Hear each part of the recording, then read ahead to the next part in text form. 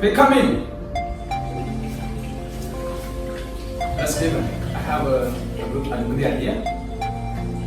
This is our hot city economy system, right? Yes. Now coronavirus is very serious.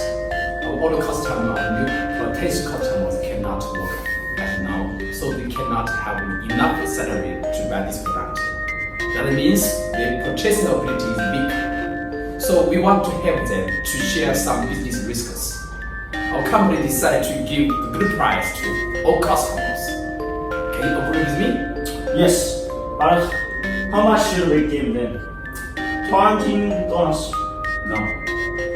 $20. $15. No. Maybe $10. No.